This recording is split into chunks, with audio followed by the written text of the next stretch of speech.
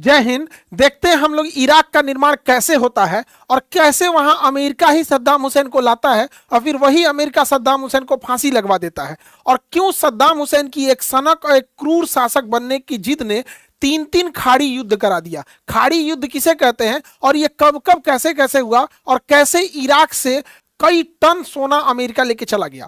तो देखिए, इसके लिए हम लोग को बहुत पहले जाना पड़ेगा। लगभग 100 साल के इतिहास को हम देखते हैं कि इस मिडिल ईस्ट और ये यूरोप के बीच में उस्मानिया सल्तनत का हुकूमत था, जिसे हम ऑटोमन साम्राज्य कहते हैं। ये मुस्लिम शासक थे, ये यूरोप तक कब्जा कर लिए थे और यहाँ स्पेन तक जाने वाले थे यहाँ पर। और ये इतना तेजी से बढ़ रहे थे कि यूरोप के लोगों ने कहा कि भैया भागो, कोई नया जगह खोजो। इसी सब सिलसिले में वास्को डिगामा, कोलंबस, ये सब खोजने के लिए निकला कि भैया इस सिधाने तक चले आए सब। लेकिन बाद में इनका पतन हो जाता है और प्रथम विश्व युद्ध के समय इन लोग का बहुत बुरा हाल हो जाता है। फर्स्ट वर्ल्ड वॉर के समय 1914 से 1918 के बीच ये ऑटोमन साम्राज्य बिखर जाता है, जिसका हेडक्वार्टर तुर्की रहता है, तो जिसे हम कहते हैं तुर्की का विभाजन। अब ये जिला कोई और ले गया, ये देश कोई और ले गया, कहीं स्वतंत्र देश बना, कहीं मिस्र बना, कहीं सीरिया बना, कहीं लेबनान हुआ, और यही हाल हो गया। इस दिल के टुकड़े हजार हुए, कोई यहाँ गिरा कोई वहां गिरा, और इस तरह से इसके बिखराव से कई देशों का निर्माण हुआ। और यहीं पर था मेसोपोटामिया, और यहाँ निर्माण होता है मेसोपोटामिया का, जिसे आज के समय हम इराक कहते हैं। तो तुर्की का जब विभाजन हुआ तो ब्रिटेन ने कहा कि ये वाला एरिया हम रखेंगे, तो इस इराक को ब्रिटेन अपने पास रख लेता है प्रथम विश्व युद्ध के बाद, और यहीं से मेसोपोटामिया से बनता है वहां पर इराक। लेकिन ब्रिटेन जो होता है 1932 में इराक को आजाद कर देता है। 1932 में इराक आजाद हो जाता है और 1932 से 1958 तक यानी 30 सालों तक इराक पर किसी चुनी हुई लोकतंत्र का सरकार नहीं रहता है, बल्कि वहां राजशाही आ जाती है, मोनार्की आ जाती है, और वहां शासक बनते हैं फैसल प्रथम 1933 में, गाजी प्रथम 33 से लेकर 39 तक, और उसके बाद अंतिम राजा होते हैं फैसल द्वितीय। ये 1939 में जब गद्दी पर बैठते हैं तो उनकी उम्र रहती है 4 साल। बाबू रहता है, अपने चाचा के गोदी में बैठल रहता है, और जब ये 23 साल का होता है तो इसी का सेनापति, छोटी उम्र में 23 साल के एज में बेचारे को, इसी का सेनापति जो रहता है अब्दुल करीम कासिम ने 1958 में इस करीम कासिम ने इसकी हत्या कर देती है, 23 साल की उम्र में हत्या करके, और ये करीम कासिम सत्ता में आ जाता है। और इस प्रकार से राजशाही बदल जाती है सैनिक तानाशाही में, यानी जनता को कोई फर्क पड़ने वाला नहीं है। अब्दुल करीम कासिम एक क्रूर शासक था और ये अच्छे से शासन कर रहा था 10 सालों तक। लेकिन 10 सालों तक जब इसने शासन किया, जनता पर अत्याचार ज्यादा किया, तो इराक में एक नई पार्टी का गठन हुआ। उसका नाम था बाथ पार्टी। बाथ पार्टी अरब एकता की बात करती थी और बाथ पार्टी ने पूरी जनता का विद्रोह करा दिया, जिस वजह से इसके सामने ऑप्शन दिया गया, या तो गद्दी से हटो या तो मार दिया जाएगा। तो ये गद्दी से हटता है 10 साल बाद, और यहां पे चुनी हुई सरकार आती है, और यहां पे एक बाथ पार्टी की सरकार बनती है 1968 में, 1968 में, और इनके राष्ट्रपति बनते हैं अहमद हसन अल बेग। अहमद हसन अल बेग जब राष्ट्रपति बनते हैं तो ये शासन ठीक से चला रहे होते हैं, लेकिन ये रसिया के फेवर में रहते हैं। तो अब अहमद हसन अल बेग, यूएसएसआर उस समय नाम था, बाद में टूट के रसिया बना था, तो उसके फेवर में रहते हैं। तो अमेरिका नहीं चाहता है कि इराक का कोई एक ऐसा राष्ट्रपति आए जो कि रसिया के फेवर में रहे, इसलिए अमेरिका शुरू से, उसकी खुफिया एजेंसी CIA चाहती थी कि कैसे ही अहमद हसन अल बेग को यहां से हटाया जाए। इसके लिए उसे लाया जाता है सद्दाम हुसैन को। देखिए, सद्दाम हुसैन कोई सैनिक नहीं था, कोई सेना के पोस्ट पे भी नहीं था, लेकिन ये फील्ड मार्शल की वर्दी पहन के घूमता था। ये बहुत ही क्रूर शासक था। जब ये अपनी मां के पेट में था तो इसके पिता की मृत्यु हो गई थी। जब ये इसकी मां को ऐसा लगता था कि शायद ये ऐसा कुकर्मी है, ऐसा करमफोर है कि एकरे चक्कर में हुआ, तो इसकी मां ने जहर खाने का भी प्रयास किया था। तो ऐसा कहा जाता है कि पड़ोस में रह रहे यहूदी परिवार ने बचाने का प्रयास भी किया था, लेकिन सद्दाम हुसैन बच गया। और जब सद्दाम हुसैन पैदा होता है तो इसकी मां इसे छोड़ देती है और इसकी ये अपने मामा के यहाँ इसका परवरिश होता है। तो बचपन से ये क्रूर शासक था। ये भी ज्वाइन कर लेता है बाथ पार्टी, और धीरे धीरे CIA की मदद से ये बाथ पार्टी में ऊंचे पद पर पहुंच जाता है, और हसन अल बेग इसे उपराष्ट्रपति बना देते हैं, वाइस प्रेसिडेंट।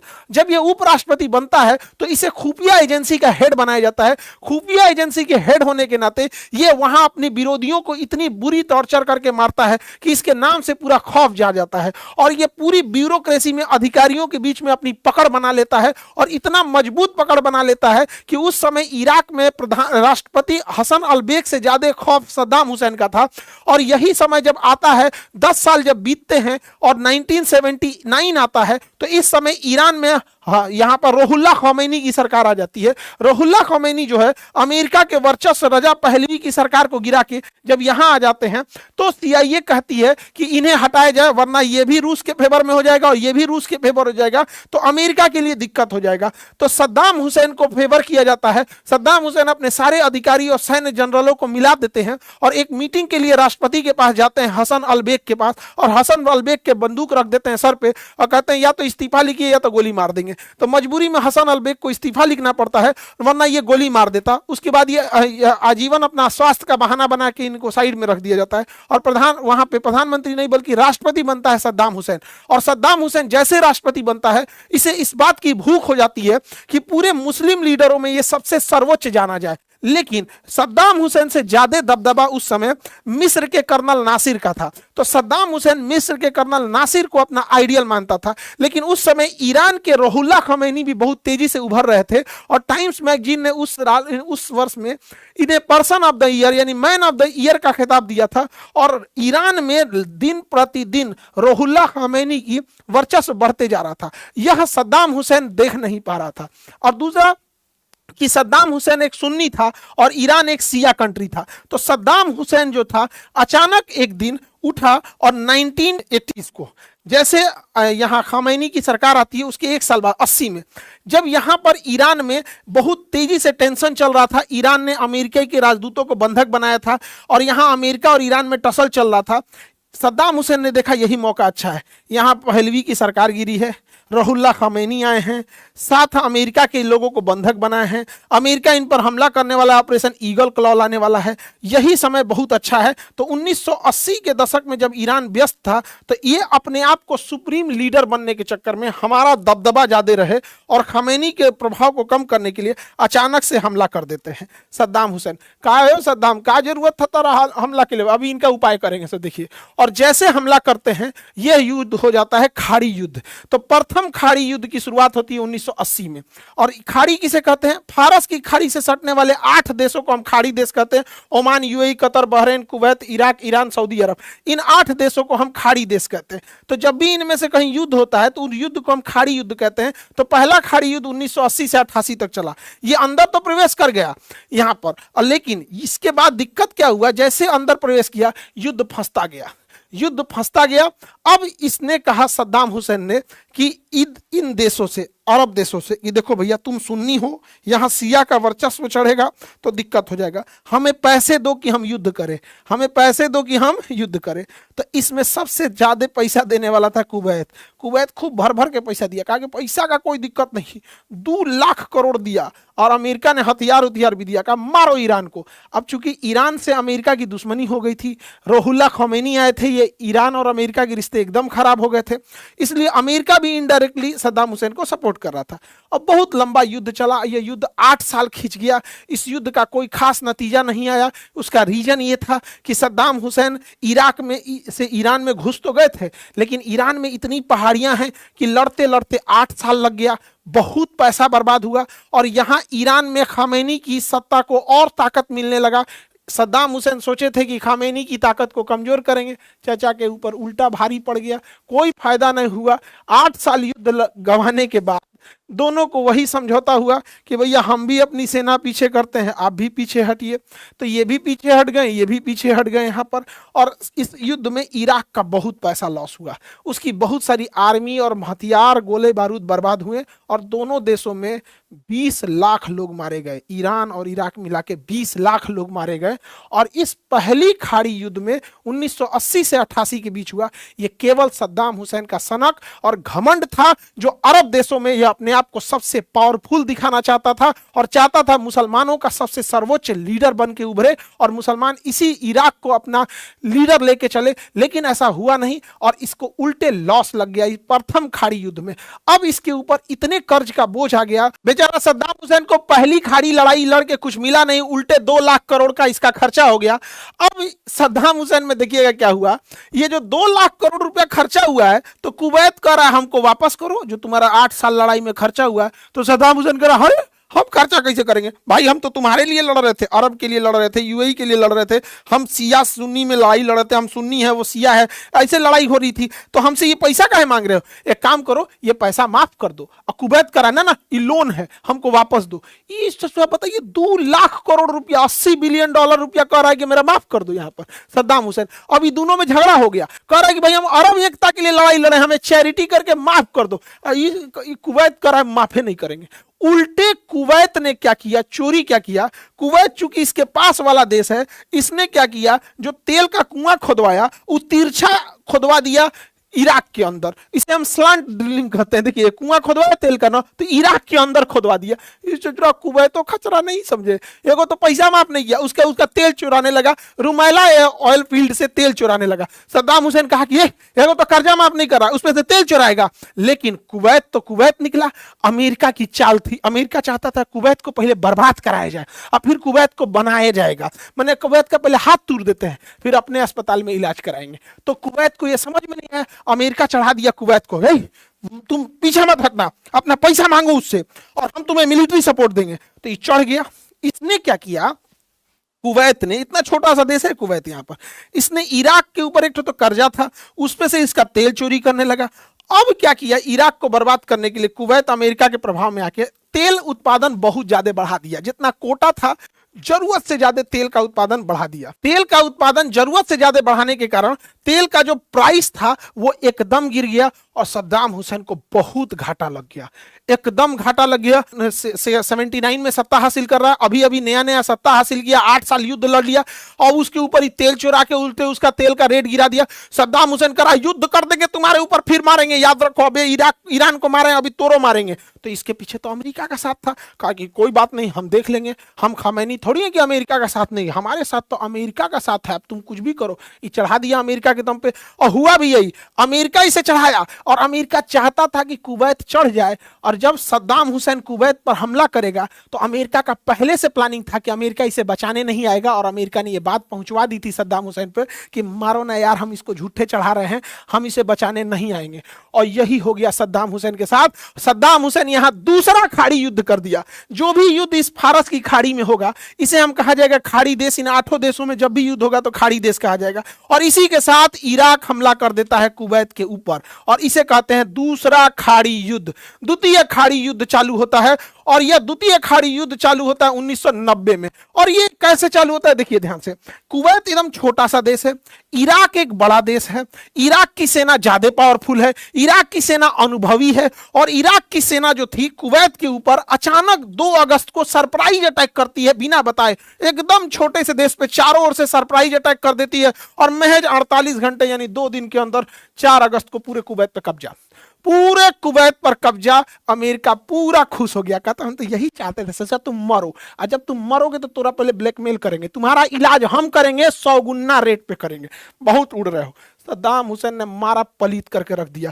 अब ये कुवैत करा है कि बचाइए बचाइए, हमको जल्दी बचाइए। अमेरिका पहुंच जाता है 7 अगस्त को, यानी 3 दिन बाद अमेरिका पहुंच जाता है, 3 दिन बाद अमेरिका पहुंचता है। लेकिन अमेरिका की चाल समझिएगा, अमेरिका ऑपरेशन डेजर्ट शील्ड चालू करता है और कुवैत को नहीं बचाता है, कुवैत को मरते छोड़ देता है। अमेरिका 30 देशों से 1 लाख की फौज लेके सऊदी अरब में उतरता है, कहता है कि सऊदी अरब को बचाना जरूरी है। और अमेरिका यह खबर सद्दाम हुसैन को पहुंचा देता है कि हम कुवैत को नहीं बचाएंगे। इसलिए सद्दाम हुसैन कुवैत के एकदम अंदर घुस के पूरा लूटपाट मचाते हैं और सऊदी अरब में 1 लाख की फौज उतार दी जाती है। और इस पूरे 1 लाख फौज का मिसाइल का खर्चा सऊदी अरब से लिया जाता है। अमेरिका को कोई टेंशन नहीं, पैसा सऊदी अरब का, अमेरिका सैनिकों को एक्सपीरियंस मिल रहा है, अमेरिका के हथियार रियल युद्ध में ट्रायल किए जा रहे हैं कि हथियार कैसा है। अब इधर सद्दाम हुसैन कुवैत को धो रहा है। अमेरिका क्यों कुवैत को फंसा रहा था अभी आपको थोड़ी देर में समझ में आएगा। जब यहां पर इराक इसको सद्दाम हुसैन को पता चल गया कि अमेरिका कुवैत को नहीं बचाएगा, तो कुवैत के अंदर तक इराक की सेना घुस गई। यहां पे लगभग 1,70,000 भारतीय फंसे थे। उन 1,70,000 भारतीयों को जहाज से वापस लाया गया, जिसे एयरलिफ्ट मूवी भी बनी है। 1,70,000 लोगों को लाया गया था। कुवैत के अंदर से। लेकिन कुवैत टूटता गया। ऑपरेशन शील्ड जो था, डेजर्ट शील्ड, ये कुवैत को न बचा के अरब को बचाया जा रहा था। और यहां पर 1 लाख फौजी 5 महीने से खड़े थे और इस 5 महीने तक इराक ने कुवैत में अंधाधुंध अत्याचार किया। लेकिन यहां 5 महीने से 1 लाख की फौज खड़ी थी सऊदी अरब के ऊपर ताकि कुवैत टूट जाए। जब कुवैत 5 महीने में टूट गया तो अमेरिका ने कहा कि एक ही शर्त पे बचाएंगे, अपना पूरा पेट्रोल हमको दे दो, पूरा ऑयल पेट्रोल निकालने की जिम्मेदारी मेरी। अमेरिका इसीलिए जिम्मेदारी लेता है कि 100 लीटर निकालेगा, कहेगा 2 लीटर निकला है, उसे ऑयल डिस्काउंट पे नहीं चाहिए। अभी आगे समझाएंगे। यहाँ पे 5 महीने के अत्याचार के बाद देखिए, इनडायरेक्टली सद्दाम हुसैन को भी अमेरिका ही चढ़ाया है और कुवैत को भी उकसाया था यही। कुवैत पिटा गए। 5 महीना बाद कुवैत कह रहे हैं ठीक है मेरा तेल ले जाइएगा, अब हमारी मदद करिए। अब तेल जब हो गया तब मदद कीजिए। तो सद्दाम हुसैन भाग गया। सद्दाम हुसैन को खबर लग गया कि अब अमेरिका यहाँ जो 1 लाख फौज खड़ा किया है, अब वो इराक के ऊपर हमला करने के लिए छोड़ देगा। इसलिए सद्दाम हुसैन ने दिमाग लगाया। सद्दाम हुसैन ने कहा कि यहां वो कुवैत को बचाने आ रहे हैं क्योंकि कुवैत के तेल से समझौता हो गया है, अब यहां से जब भी मन तब हमला हो सकता है। इसलिए सद्दाम हुसैन ने क्या किया, अपने जितने एडवांस जहाज थे, लगभग 140 एकदम एडवांस जहाजों को खामेनी को फोन किए और कहे कि हम अपने 140 जहाज आपके देश में छुपा देना चाहते हैं, आप हमारे इन एडवांस जहाजों को छुपा लीजिए। हमें पता है कि अमेरिका ज्यादा देर युद्ध नहीं करेगा क्योंकि सद्दाम हुसैन भी अमेरिका से बातचीत चल ही रहे थे।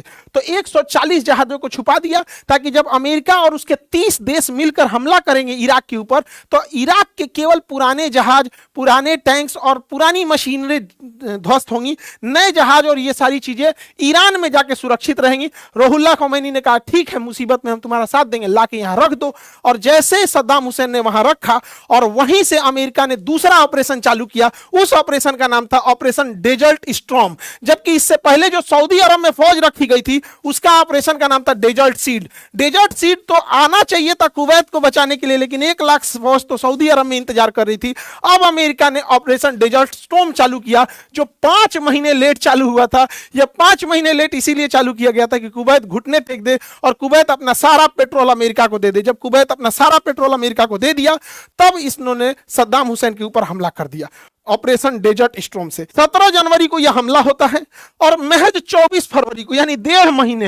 महज डेढ़ महीने में 30 देशों की सेना मिलकर इराक को पीछे हटने पर मजबूर कर देती है और सद्दाम हुसैन पीछे हट जाते हैं। कुवैत को मुक्त करा दिया जाता है।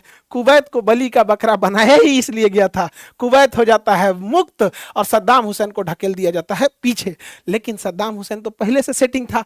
कहा गया अरब देशों से और कुवैत से, अमेरिका कहा कुवैत से, अमेरिका कहता है सऊदी अरब से कि देखो सद्दाम हुसैन को मारो नहीं, सद्दाम हुसैन का रहना जरूरी है। सद्दाम हुसैन अगर नहीं रहेगा तो ईरान को बैलेंस कौन रखेगा?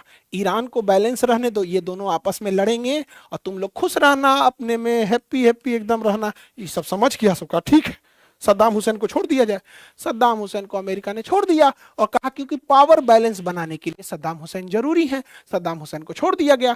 अमेरिकी सैनिक 30 देशों के सैनिक लौट गए। कुवैत फिर से हो गया, कुवैत हो गया भैया, वहां से तेल ले गया अमेरिका और सद्दाम हुसैन अपने यहाँ चले गए।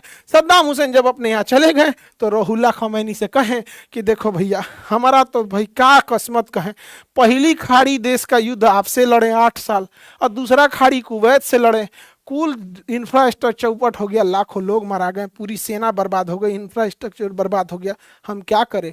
एक काम कीजिए, 140 को जो जहाज रखे हैं ना, हम आपके यहाँ रखे थे, आप ही जहाजवा हमको वापस कर दीजिए। रुहुल्लाह खमैनी से कहा गया कि वापस कर दीजिए। रुहुल्लाह खमैनी ने कहा कि हम नया देश बनाए थे 1979 में अमेरिका से लड़के, और अगले ही साल 1980 में ते हमारा ऊपर बिना मतलब युद्ध थोप दिया। बताओ सद्दाम चाचा गलती क्या था इसका?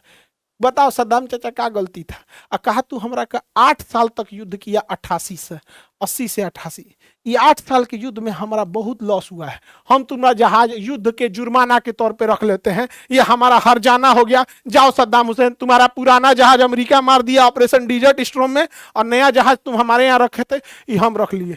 ईरान बाजी मार लिया, फ्री में इतना जहाज रख लिया ईरान, इंटरनेशनल चोरी। ऑपरेशन डेजर्ट स्टॉर्म के बाद भले ही अमेरिका और 30 देश पीछे चले गए, लेकिन अमेरिका ने अब सद्दाम हुसैन को टॉर्चर करने के लिए इराक के ऊपर प्रतिबंध लगाना चालू कर दिया, कहा कि इराक के ऊपर सैंक्शन लगाए जाएंगे, उसकी इकोनॉमी को बर्बाद किया जाएगा, कोई भी तेल उससे नहीं खरीदेगा। धीरे धीरे इराक बर्बाद होने लगा, इराक एकदम खत्म हो गया। प्रथम खाड़ी युद्ध ईरान से लड़ गया, दूसरी खाड़ी युद्ध कुवैत से लड़ गया। इन दोनों युद्ध में पैसा बर्बाद हो गया, 140 को जहाज रख लिया ईरान, फिर सैंक्शन लगा दिया, इराक एकदम कमजोर हो गया। पहले ये देखते हैं कि सब सद्दाम हुसैन थे तो भारत से कैसा रिलेशन था। ओवरऑल ये डिपेंड करता है हमसे कितने अच्छे थे।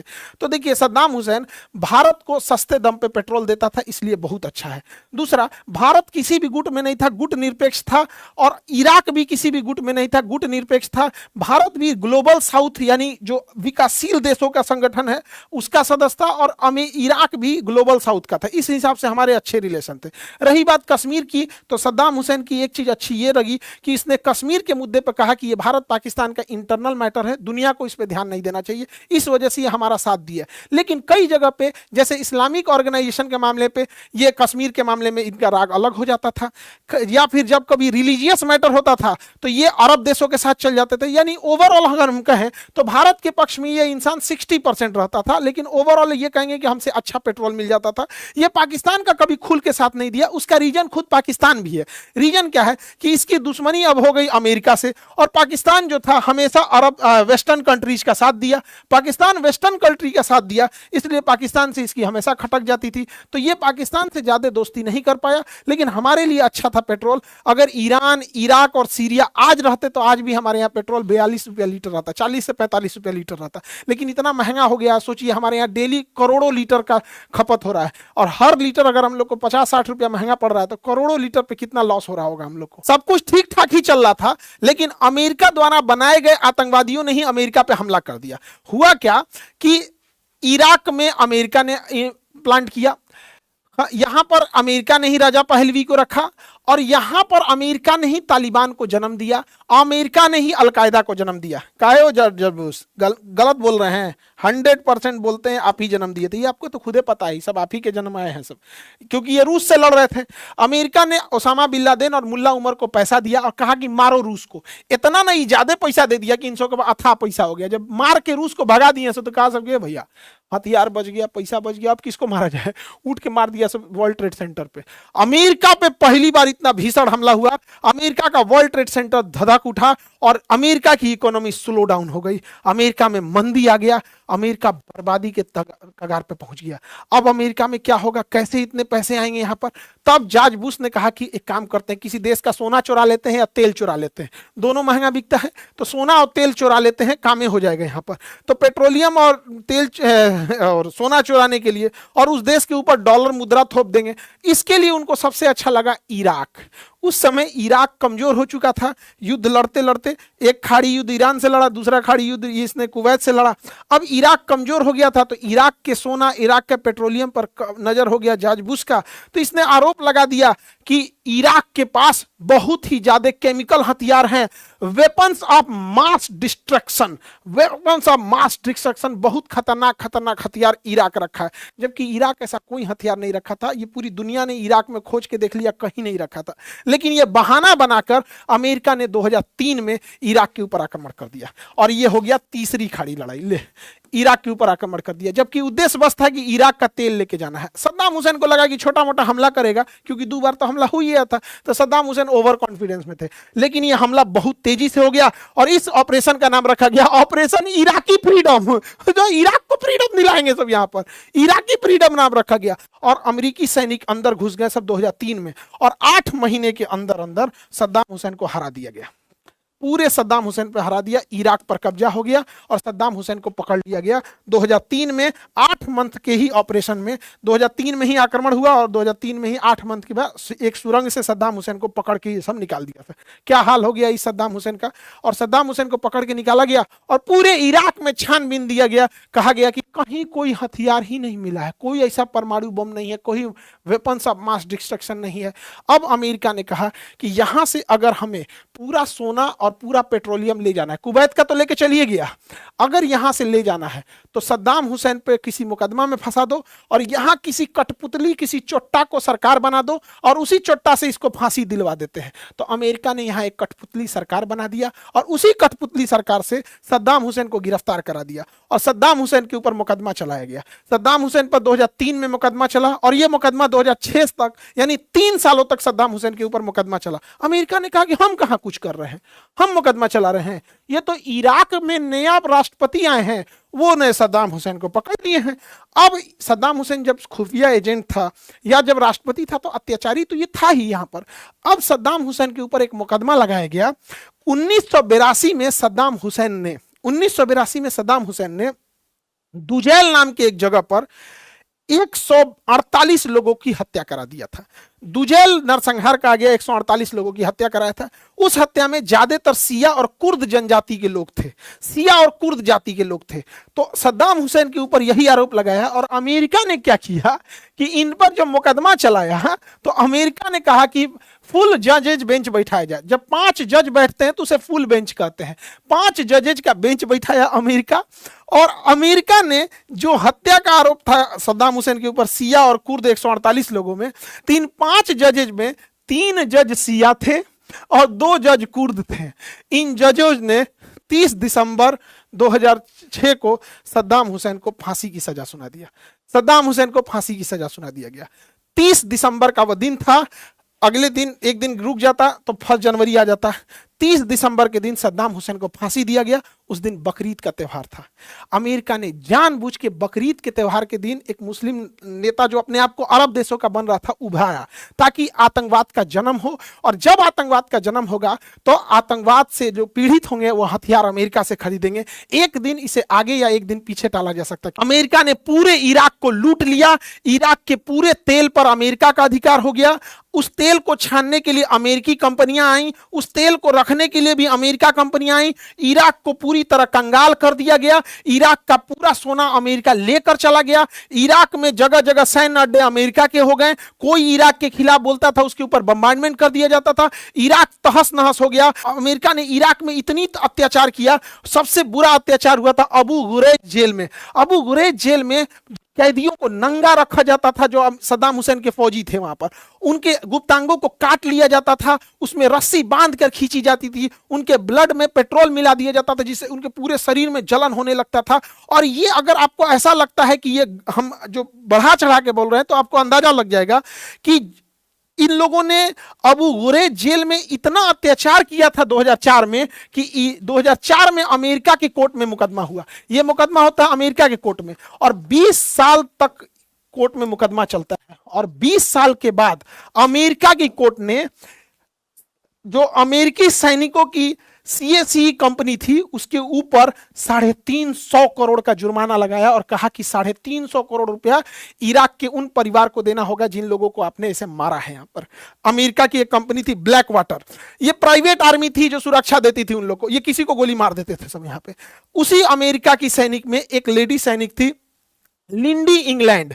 ये इसका शौक अलग था, ये पुरुषों को नंगा करके रखती थी और उनके प्राइवेट पार्ट को काट लेती थी। इसको जेल की सजा सुना दिया गया, अभी ये जेल में है। ये सारा अत्याचार इराक के ऊपर किया गया था। अमेरिका ने इससे ज्यादा अत्याचार ग्वांतनामो जेल में किया है। यहां पर अमेरिका का एक ग्वांतनामो जेल है। हालांकि आप कहेंगे तो ग्वांतनामो जेल का एक अलग वीडियो बना देंगे। इसी ग्वांतनामो जेल में था अबू अहमद अल कुवैती। अबू अहमद अल कुवैती ही वह व्यक्ति था जो ओसामा बिन लादेन का कोरियर का काम करता था, इसे चिट्ठी पहुंचाता था। ये कोई मोबाइल नहीं रखता था और इसी को ट्रेस करके ओसामा बिन लादेन की अबोटाबाद में घर में पहुंचा गया और अमेरिका ने सील कमांडो की मदद से उसे मार दिया। अगर आप कहेंगे तो इस पर एक सेपरेट वीडियो बना देंगे कि ओसामा बिन लादेन कैसे पकड़ा गया और ये कैसे था अबू अहमद अल कुवैती और कैसे एक डॉक्टर की मदद से उसके यहां पहुंचा गया। देखिए, अमेरिका जब इराक से गया 3 सालों में अमेरिका ने इराक में जो तबाही मचाई है ना, आप सोच नहीं सकते हैं। सद्दाम हुसैन क्रूर था, 148 लोगों से ज्यादा लोगों को मारा था, लेकिन जब 3 साल में अमेरिका वहां गए सब, तो अमेरिकी सैनिकों ने वहां मिलकर 60,000 महिलाओं का रेप किया था। 60,000। वहां लगभग 80 लाख लोगों का घर उजाड़ दिया गया बम मार के। 80 लाख लोगों को मार दिया गया था वहां पर, बेघर कर दिया गया। 10 लाख लोगों की हत्या कर दी गई थी, 10 लाख। और 1 करोड़ लोग घायल थे। ऐसे घर में घुस के सैनिक किसी के घर में ऐसे घुस जाते थे कि सब सामने रेप कर देते थे सब। अब आप बताइए, सद्दाम हुसैन क्रूर था, पूरी दुनिया कहेगी, और ये सब जो अमेरिका किया, इस पे सब चुप रहेंगे। एप्स्टीन फाइल वालों के आगे किसी की जबान नहीं खुल सकती, इतना ज्यादा क्रूरता था। इसका नतीजा क्या हुआ? इराक से जब अमेरिका गया तो वहां आतंकवादी पनप गया, सब आईएसआईएस। इन आईएसआईएस आतंकवादियों ने जिनके घर गए होंगे यहाँ पर, ये सब आतंकवादी बन गए। अब आप खुद सोचिए, दुनिया का सबसे शांत देश है नॉर्वे, मान लीजिए नॉर्वे, शांति का नोबेल वगैरह दिया जाता है। अगर वहां किसी के घर में घुस के 60,000 का रेप कर दिया जाए, वहां के किसी लीडर को क्रिसमस के दिन फांसी लगा दिया जाए, वहां 1 करोड़ लोगों को बेघर कर दिया जाए, तो क्या वहां से नोबेल प्राइज के अभिनेता निकलेंगे? अमेरिका जानबूझ के पूरी दुनिया में आतंकवाद फैलाता है। आप देखिए, इसको एक एक करके समझिए। पूरी दुनिया में फसाद का सबसे बड़ा जड़ यही दूठों है सब। एक ब्रिटेन है, और ब्रिटेन के ही लोगों ने जाके अमेरिका बसाया है यूएसए। बाद में बता देंगे कि इन्हीं के चमचों ने अमेरिका को बसाया था यहाँ पर। ये क्या करती है? किसी भी देश को तोड़ देती है, सेपरेट कर देती है, पार्टीशन कर देती है किसी भी देश को, ब्रिटेन वाले, और अमेरिका उस देश में आतंकवादी भर देता है। आपको हम एक एक करके समझाते हैं। ब्रिटेन ने तोड़ा फलस्तीन को, अमेरिका वहां भी भर दिया। ब्रिटेन ने तोड़ा सीरिया और इराक को, अमेरिका वहां भी आईएसआईएस को भर दिया। इसी ब्रिटेन ने अफगानिस्तान को तोड़ा, अमेरिका वहां अलकायदा और तालिबान आतंकवादी भर दिया। इसी ब्रिटेन ने पाकिस्तान को तोड़ा, अमेरिका वहां पैसा देता है, अभी भी ऑपरेशन सिंदूर में पाकिस्तान को हथियार दे रहा था। इसी ने बांग्लादेश यानी पूर्वी पाकिस्तान बनाया था, आज हमारे लिए बांग्लादेश संकट है। यही वो व्यक्ति है जिसने शेख हसीना की सरकार को हटाया बांग्लादेश में, और वहां यूनुस को बैठाया और अपनी कठपुतली सरकार को बनाया। यही ब्रिटेन है जो भारत से टुकड़ा किया म्यांमार का, और म्यांमार में इसने रोहिंग्यों को भर दिया वहां पे। आज भारत के लिए समस्या है। तो पूरी दुनिया में अगर आप ध्यान से देखेंगे तो देश का टुकड़ा करता है पहले ब्रिटेन, फिर ये बम मार के इतना अत्याचार करता है, वहां से कुछ लोग उभरे, और उसके बाद से पूरी दुनिया में खौफ पहुंचे। जब पूरी दुनिया में खौफ पहुंचता है तो आतंकवाद जन्म लेते हैं, और आतंकवाद से अमेरिका को कोई लॉस नहीं होता है। उसका रीजन समझिए, अमेरिका दुनिया के मेनलैंड से बहुत दूर है। अमेरिका तक पहुंचने के लिए बहुत पावरफुल नेवी चाहिए, जिसे ब्लू वाटर नेवी कहते हैं। बहुत पावरफुल नेवी चाहिए, जो किसी बड़े देश के पास ही संभव है, और बहुत तगड़ा एयरफोर्स होना चाहिए। ईरान में इतना दिन से युद्ध हो रहा है, एक भी मिसाइल वहां नहीं पहुंच पा रही है। यही अमेरिका का सबसे प्लस पॉइंट है। इसलिए आतंकवाद से अमेरिका को कोई घाटा नहीं होता है। अमेरिका जहां पे आतंकवाद फैलाता है, जैसे भारत जैसे देशों में घाटा होता है, इसलिए अमेरिका आतंकवादियों को बढ़ावा देता है। जब पूरी दुनिया में आतंकवाद और युद्ध का माहौल छा जाएगा, तब आप अमेरिका से खरीदिएगा, करोड़ों रुपए के जहाज खरीदेंगे, करोड़ों हथियार खरीदेंगे। इन हथियार के पैसे से अमेरिका नए नए रिसर्च करेगा। आज आप कोई लैपटॉप चलाइए, वो विंडोज पे चलेगा या तो आईओएस पे चलेगा। आज कोई मोबाइल खरीदिए, ओप्पो, लावा, वीवो, कुछ वो चलेगा एंड्रॉइड पर। हथियार के पैसे से ये लोग क्या करते हैं? नई नई टेक्नोलॉजी लाते हैं। अब उस नई टेक्नोलॉजी का इस्तेमाल करने आपको देते हैं, और आपके हर एक डाटा को ये इस्तेमाल करते हैं, और उसके बाद कोई देश से पेट्रोल और डॉलर लेके उस देश को पूरी तरह से खोखला करके खा जाते हैं। आपको एक एग्जांपल पे समझाते हैं अमेरिका क्या करता है। अमेरिका किसी देश से कहता है हमको डिस्काउंट पे पेट्रोल नहीं चाहिए, हमें पूरा तुम्हारा पेट्रोल का कुआं ही चाहिए। क्यों? अमेरिका वहां से निकालेगा 100 लीटर, अब बोलेगा 5 लीटर निकला है, यानी 95 लीटर तो फ्री में ले गया, बचा हुआ 5 लीटर भी डिस्काउंट पे ले जाएगा, और उस 5 लीटर का भी पेमेंट आपसे डॉलर में कराएगा। उस देश को इतना कमजोर कर देता है कि अगर वो देश आंख उठाने की हिम्मत करता है तो उस देश के ऊपर हमला कर दिया जाता है, या उस देश के राष्ट्रपति को फांसी दे दिया जाता है, या वेनेजुएला के राष्ट्रपति को रात को अंधेरे में उठा के लेके चला जाता है, या फिर ईरान की तरह घर में घुसकर किसी राष्ट्रपति को उसकी पत्नी, बीवी, बाल बच्चे के साथ मार दिया जाता है। अब जहां वहां आतंकवाद पनपेगा तो अमेरिका कहता है आतंकवाद हुआ है। आप सोच के देखिए, अगर कोई द्रौपदी मुर्मू के ऊपर अगर मिसाइल से हमला कर दे, हमारे प्रधानमंत्री के ऊपर कोई मिसाइल से हमला करके मार दे, तो क्या भारत का आदमी चुप बैठेगा, चूड़ियां पहन के बैठेगा? कभी नहीं बैठेगा। अमेरिका यही करता है और उस देश को पूरी तरह से चूस लेता है। एग्जाम्पल के तौर पर बताते हैं आपको, अगर मान लीजिए कि हमारे ऊपर यह जिम्मेदारी हो जाए कि हम ही परीक्षा का क्वेश्चन सेट करेंगे, तो हम कैसे अमीर हो सकते हैं? देखिए, अगर हम ये कह दे कि परीक्षा का क्वेश्चन हम सेट करेंगे और कॉपी भी हम ही जांच करेंगे, मतलब आपका क्वेश्चन भी हम ही बनाएंगे और जांच भी हम ही करेंगे, अब देखिए क्या होगा। अगर जांच हम करेंगे तो हम जिसको चाहे उसको फेल कर देंगे, जिसको चाहे उसको फेल कर देंगे। नियम कहेंगे वही पास होगा जो मेरे कोचिंग में पढ़ेगा, क्योंकि क्वेश्चन सेट करने का अधिकार मेरा हो गया है और कॉपी जांच करने वाला मेरा ही हो गया है। अब हम जिसको चाहे उसको फेल कर देंगे। अब लोग डर के मारे कहेंगे कि भैया पास होना है तो इनके कोचिंग में जाओ, अब हम अपनी कोचिंग का फीस रख देंगे 2 लाख रुपया, आओ 10 करोड़ लोग पढ़ने आएगा।